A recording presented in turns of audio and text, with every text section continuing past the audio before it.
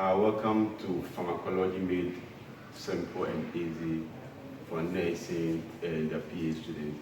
We try as much as possible to make the class a bit easier, simple for people to understand and appreciate the course pharmacology.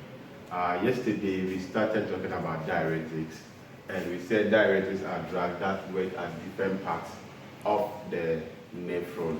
So we look at diuretics that act at the proximal tubule.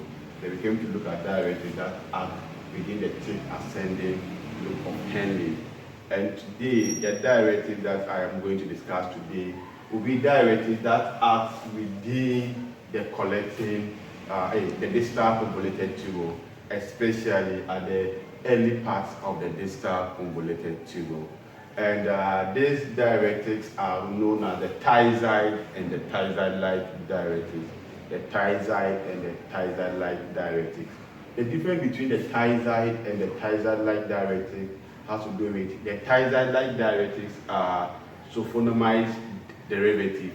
That means that there is a bit of a sulfur in that agent. There's a bit of sulfur in that agent, so they are sulfonamide derivative. And the thiazide-like diuretics mostly end in thiazide. So we have benzoflumethiazide, we have hydrofluothiazide, they are all thiazide diuretics.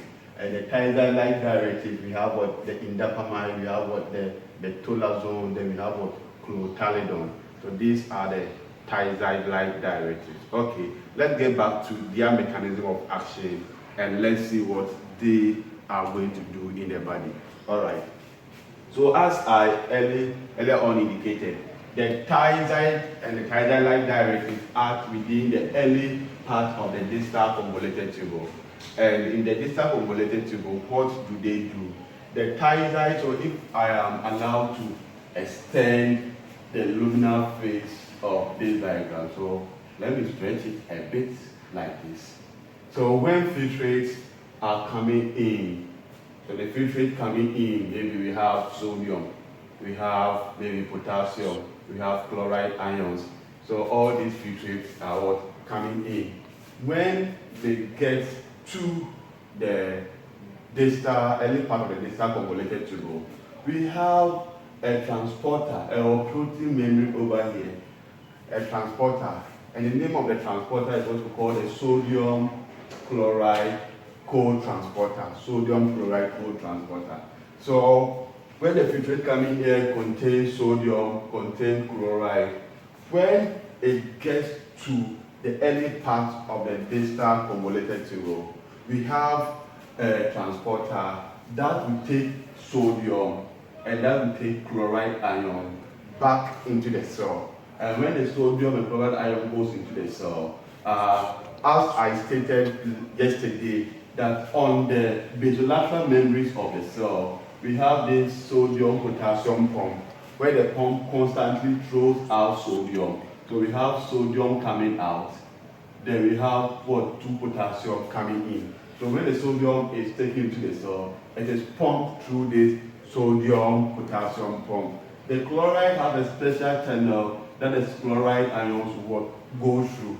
So at the distal convoluted tubule, sodium is taken into the cell, chloride is taken into the cell. When the sodium is taken into the cell, the sodium is pumped back into the interstitial spaces and goes into the blood for it to help in maintaining blood volume and other functions. Then potassium will be pumped from the cell, from the blood into the cell. The chloride ion will diffuse through or go through a specialized channel and go back into the cell.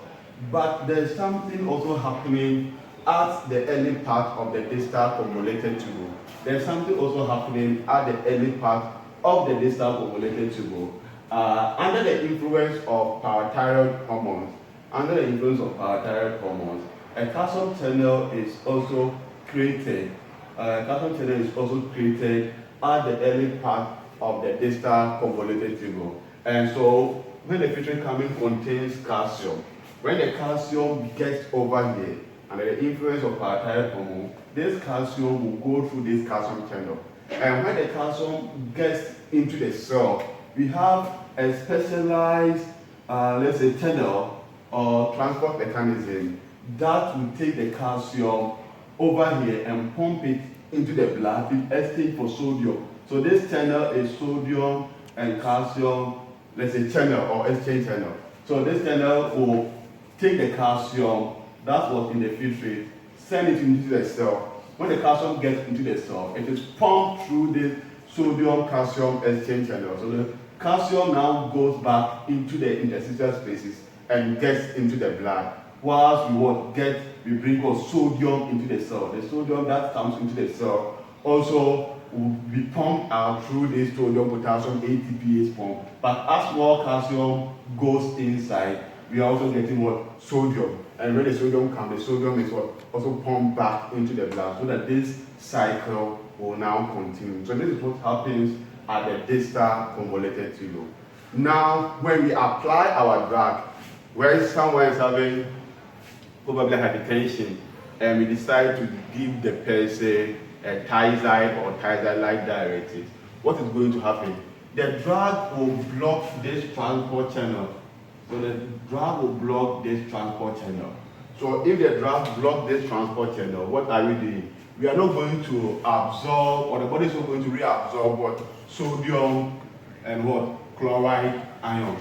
The body is not going to absorb sodium and chloride ions. So the sodium and chloride ions will now move to the late part of the distal convoluted tubules, to the collecting tubules, and we will lose the sodium. So as we are losing the sodium, we are also losing the chloride ions as well. We are also losing the chloride ions as well. But what is happening?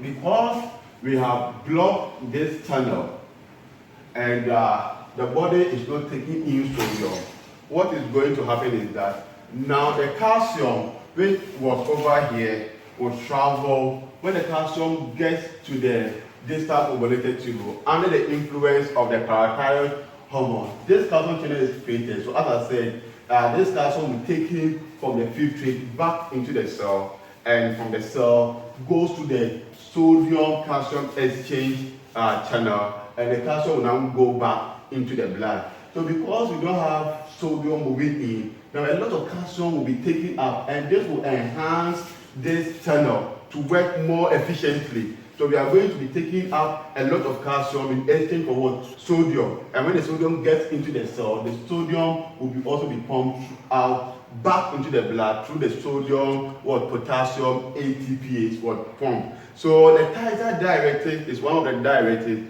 that help the body to retain calcium, and they retain the calcium through the calcium channel that is implanted at the early part of the distal convoluted tubule under the influence of the parathyroid hormones. So the calcium will be taken in. Then when the calcium goes into the cell, we have the sodium calcium exchange, let's say, channel that constantly, so this channel brings in sodium and takes calcium, and the calcium will now go back into the blood. So we are going to talk about their side effects in the next video. Thank you.